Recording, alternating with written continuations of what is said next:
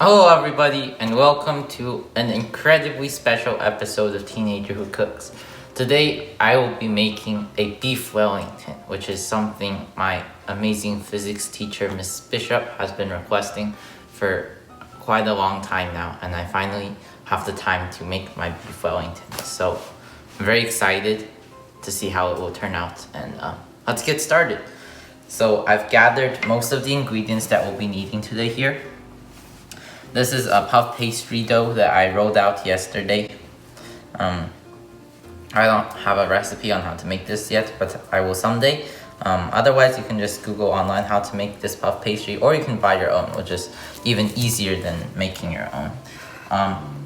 Here's a big hunk of beef tenderloin. When I bought the beef tenderloin, it was like much bigger. So I had to shave it down in the middle, and this is just a nice little section in the middle. It weighs about 1.5 pounds. Here I have some nice shallots, and then I have about a pound of just white mushrooms here. I'm pretty sure you can just use any type of mushroom, it really doesn't matter. And then I have a few cloves of garlic here. You can use however many you want depending on taste. And here I have some prosciutto. So let's get started. Alright, so the first step of today's preparation is cutting up the mushrooms, and we're just gonna cut it up into tiny little pieces, so it's gonna take quite a long time, so just gotta be patient. Alright, so we're gonna add 2 tablespoons of olive oil to our pan, and we have to chop garlic here. This is 3 chopped shallots.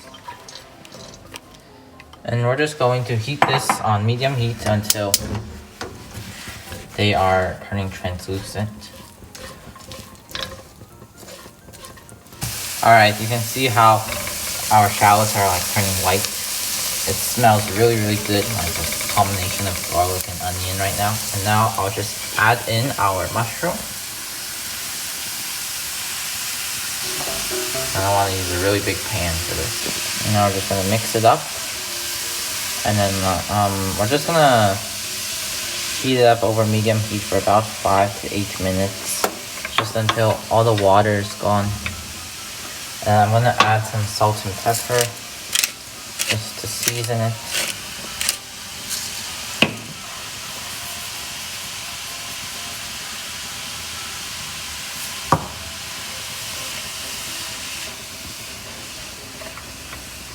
Yeah, we're just gonna try to evaporate as much of the water as possible. Okay, so a lot of the water has been evaporated.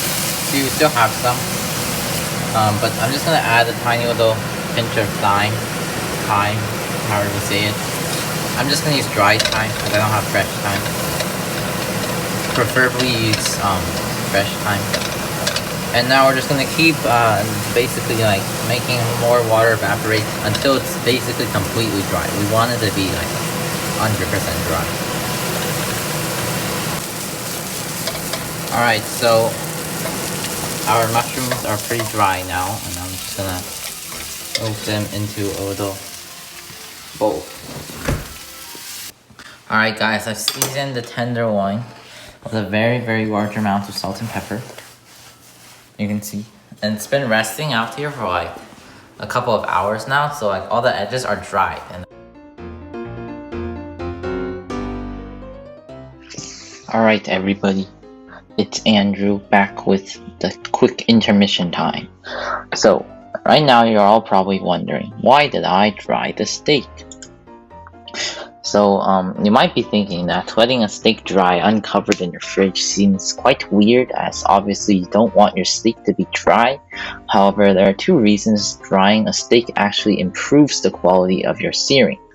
First of all, the reason steaks are moist is not because of excess water within them, it's rather because of the fat content. So if you see here, this is just a classic example of a super fancy Japanese A5 Wagyu ribeye steak, right? It's one of the most juicy steaks you could ever have. And the reasoning behind this juiciness is quite obvious, actually. You can literally see the fat that's marbling the entire meat. That's what this type of meat is famous for. And what happens is that all this fat in the middle will actually melt and make the entire steak incredibly juicy and moist. So when you think of like a really moist steak, it's not water content that it's making it moist, it's actually the fat that's melting. So on the other hand, you would have something like an incredibly dry piece of meat. That would be not because of the lack of water, that would be because of the lack of fat content within the actual steak. So now that that is cleared up, the second reason why we dry steaks is to guarantee that the Maillard reactions are still happening while ensuring that we are not overcooking the center of the steak. So now you may be asking, what are the Maillard reactions? Well, thank goodness I have an explanation prepared for that too. So this is a diagram of the Maillard reaction, and although it looks complicated, essentially what it is we have in the top right an amino acid reacting with a sugar to create a huge amount of new molecules at the bottom of the screen. Now, this reaction is what you see when you look at this beautiful steak that I made, and you see the little brown bits that are created by searing the steak. That's basically what the Maillard reaction is all about. We're creating incredibly complex amounts of flavor by just browning the edges. And so as seen by this next beautiful image of my Beef Wellington, the perfect meat cooking ensures that there's a thin layer of the searing and Maillard reaction, while the rest of the meat in the tenderloin remains pink and tender. And this is incredibly hard to do, and so one of the things that we have to pay attention to is when we're searing the steak on the pan, the inside of the steak will naturally be heating up through conduction through the meat as the pan heats the edge of the steak by conduction. Even though there's physical barriers that prevent conduction from being very efficient in the steak, it still will happen slowly. So we really have no way to kind of slow this process inside the tenderloin without like huge manipulation of the tenderloin. So the next best way to ensure that the steak is seared correctly is to ensure that the Maillard reactions happen as quickly as possible, so we don't need to leave the steak for as long on the pan, so that we don't get the overflow of cooking in the center of our pink tenderloin. And so we do this really just by removing as much water as possible from the steak before we actually sear it. And now just for reference, the amount of energy that it actually takes to evaporate water is about 10 times as much energy needed to raise the same amount of meat from room temperature to the temperature of the Maillard reaction. So what that means is that water is actually one of the most energy consuming thing when you're searing a steak, right? So if you have a very wet meat, most of the time and heat that you're investing into the steak to sear it is actually going to be invested into evaporating water from the surface of the meat. And this allows the center of the steak to heat up much more because we are leaving the steak on the pan for a longer amount of time. And another important thing to note is that water evaporates only at 212 degrees Fahrenheit, and the Maillard reactions begin to occur at 230 degrees Fahrenheit. And that means in order for the Maillard reactions to even begin to occur, you have to have evaporated enough water so that the temperature of the outside of the steak is already over that 230 degree threshold, which means that to get the Maillard reactions in the first place, to start to see that browning, you need to have been able to evaporate water, and that means the steak has already been heating up for quite a lot of amount of time. So essentially what we're doing by drying out the steak ahead of time is we're preventing the water from taking up too much energy and time when we're searing the steak, and that allows us to get this perfectly beautiful, nice pink rosy center. Alright, so that's about it from me, and let's get back to other me making the Beef Wellington. I have a pan ready. I specifically chose a pan with like edges so that we can use those edges to our advantage and sear it. And turn the heat up. I'm just gonna add enough oil. Cover the bottom. Turn the heat the oil until you can actually see it start to smoke just a little bit. We want it to be really, really nice and hot. Alright guys, so it's starting to smoke now. I'm just going to put my tenderloin on. It's going to start sizzling right away and we're going to sear it right away. So I'm going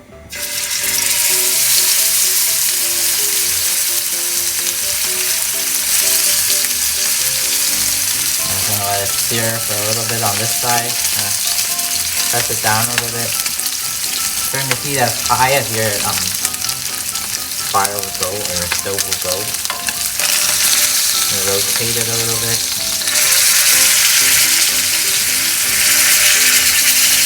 And here we can like make advantage of the edge to give it even more of a sear. Press it up against the edge there.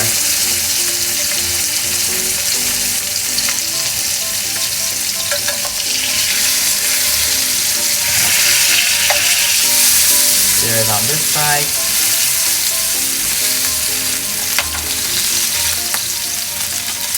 Now we'll take both ends and give it a nice sear. That's really important.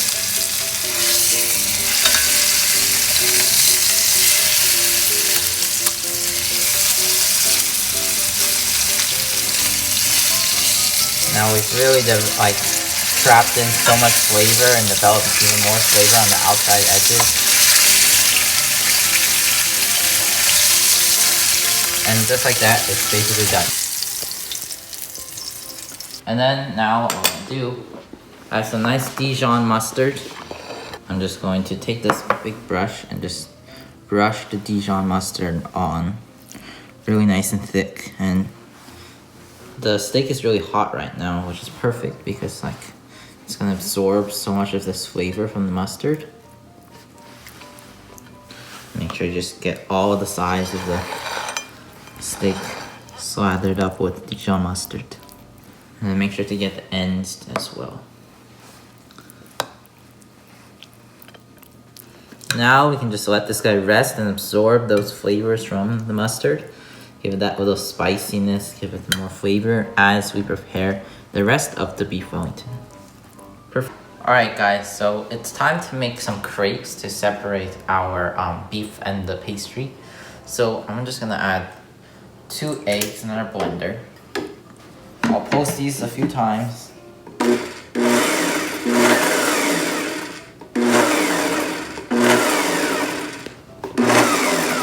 Just so we beat the eggs.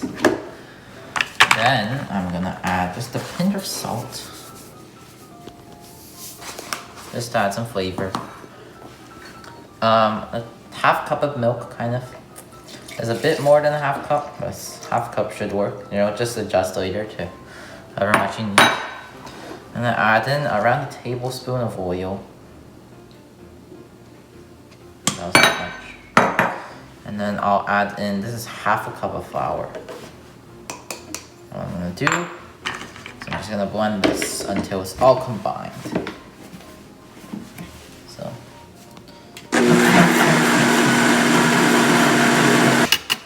Alright guys, so what I'm gonna do now is I'm just gonna melt a tiny knob of butter.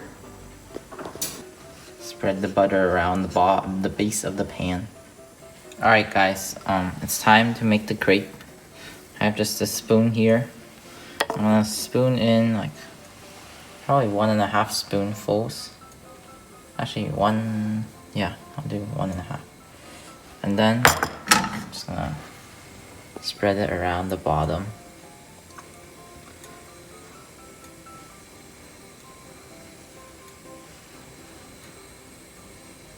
Nice and thin.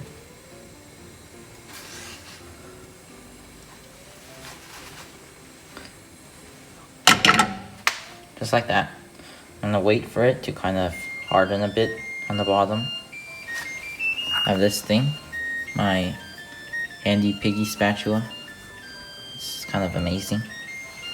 That I can kind of go in and try to lift at the sides. If you can't lift them yet, then it's probably not ready. You can see how it's already kind of forming a nice little crepe. Alright, so I flipped over the crepe.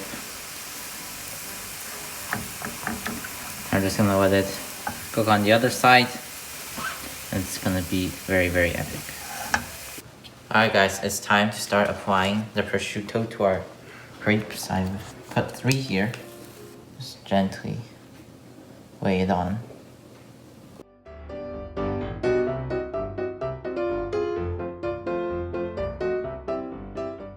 Alright, now after our prosciutto has been laid down, it's time to lay down our mushroom.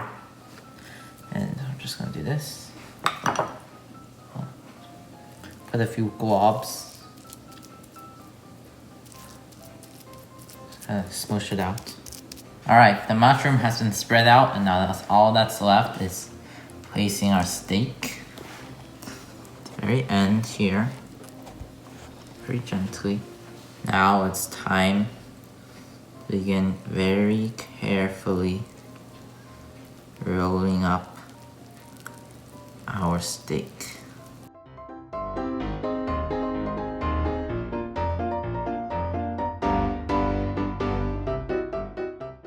And then I'm going to wrap it up in plastic wrap.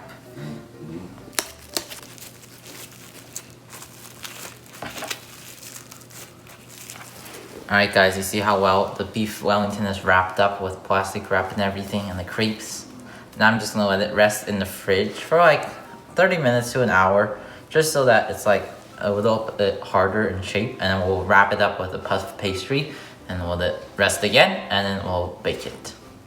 Alright, so I've rolled out my puff pastry dough, an 1/8 of an inch thick. This is definitely much more than we're gonna need, but I'm just gonna roll it up and cut off the extra. Here I have prepared some egg wash with just a tiny splash of milk and salt. Now I'm just gonna brush it on.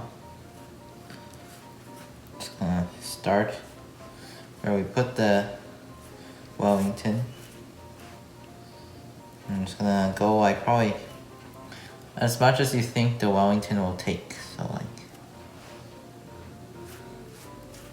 I'm just gonna go to probably like about here. Alright, so my egg wash has been applied. Now what I'm gonna do is I'm gonna unwrap this guy. Keep in mind this has been in the fridge for like half an hour. So the shape should be pretty set, but we still have to be very careful about this. Alright guys, this is Andrew in the post-editing studio. So here I was actually too concentrated on wrapping the Wellington, so I kind of forgot to talk. But essentially what I'm doing is I'm just taking the plastic wrap with the pastry around it. I'm just wrapping it slowly over and just doing kind of like a rolling and tugging action at the Wellington and the pastry. And in between I'm making sure to fold the pastry in on the edges and making sure the plastic wrap stays separate and everything. And you can see I just easily trim off the excess, and then everything after that can just be fixed with just like some basic maneuvering of the pastry. So the rolling process is actually not that difficult.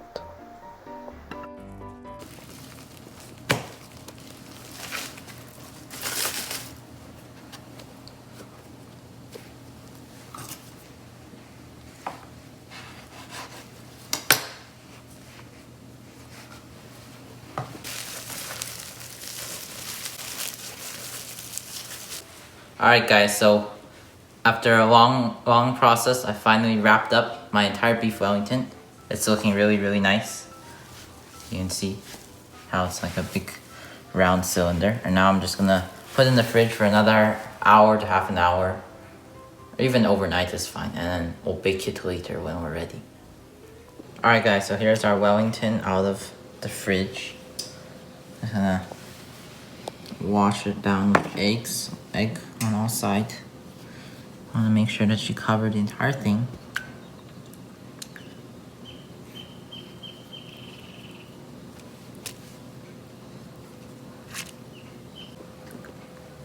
Alright, I'm just gonna do a very simple design here.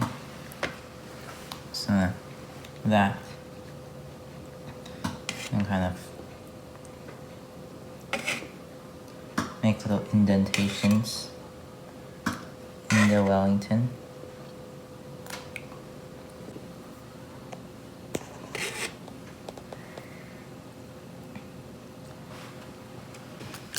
Alright, and now finally, it's time to add a healthy amount of this amazing flaky salt. I want to add quite a lot because like this, it's a really crunchy top and adds to the flavor so much. Alright, now all we gotta do is bake it at 425 degrees until golden brown. It should be around 30 minutes.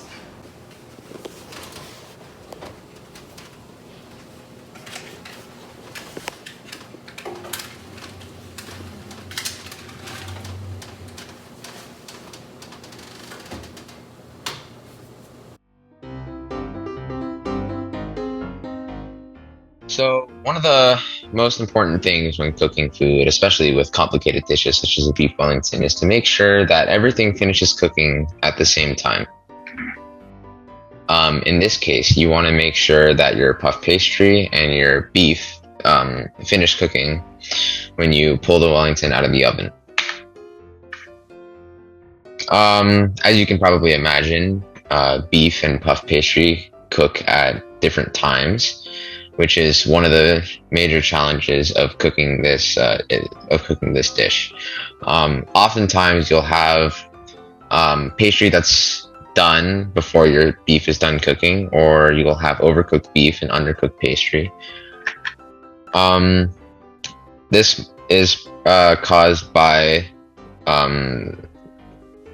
two factors, one of which being the thermal conductivity and the other being the specific heat capacity, or the specific heat.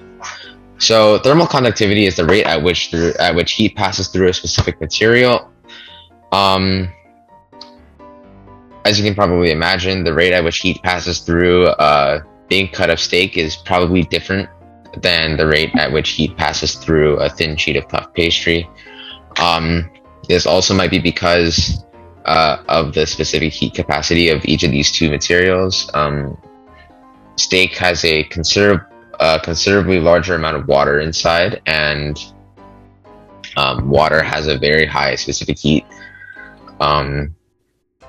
So it would probably take a lot more energy to raise the temperature of the steak by 1 degree than to raise the temperature of the puff pastry by 1 degree. Okay, so another concept, another physics concept that's commonly involved in cooking or that's like a big part of cooking, pretty much like the entire part of cooking, is with thermal energy transfer. There are three major types of thermal energy transfer: radiation, conduction, and convection. All three of these are involved in the process of cooking a beef Wellington. So, first of all, what is conduction? So, conduction is the transfer of thermal energy from one material to another by direct contact. Now, heat always flows from hot to cold. As you can see from the picture, the hand is touching the pot. Now, if the pot was hot, the heat would travel from the pot to the handle to the hand. If the pot was cold, the heat would travel from the hand to the handle into the pot.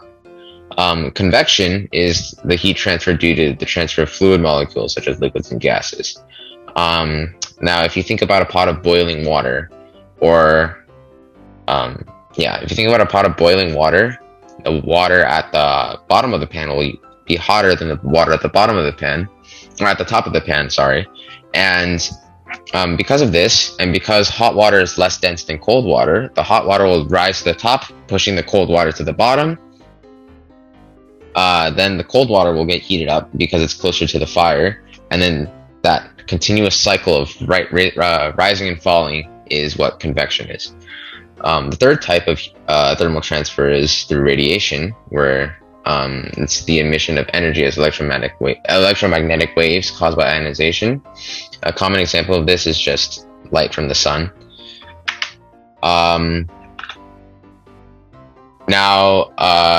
Radiation. The very first type of thermal transfer that comes to mind when cooking is through conduction. When you cook food in a pan, for example, heat is being transferred from the pan into the food through conduction because the food is in direct contact with a very hot pan, and then the heat from the pan will travel into the food. Now, another example of thermal transfer in cooking is with radiation. The fire underneath the pan will radiate heat into the pan. Third example of this when we're cooking is with conventional ovens. Conventional ovens usually work like this. They have a heating element at the bottom of the oven, which then heats up the air at the bottom, which will then rise to the top, pushing the cold air down, which will then get heated up, which will then rise in this convection cycle, I guess. Alright, thank you so much for the explanation, Ryan. Now let's get back to the Beef Wellington. Alright guys, it's time to take the Beef Wellington out of the oven. Oh my god, it's so beautiful.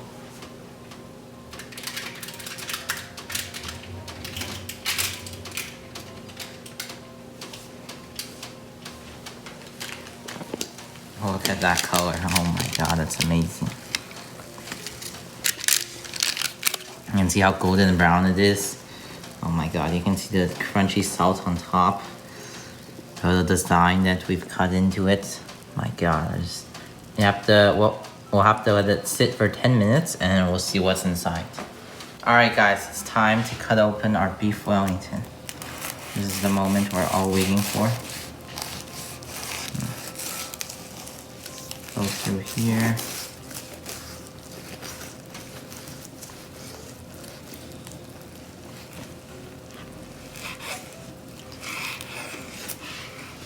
Oh my goodness, look at how beautiful that is.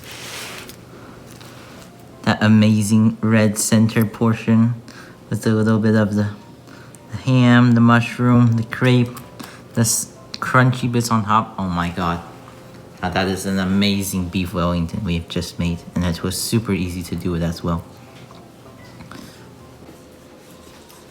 Alright guys, so I'm eating my amazing Beef Wellington with just this red wine sauce that I made.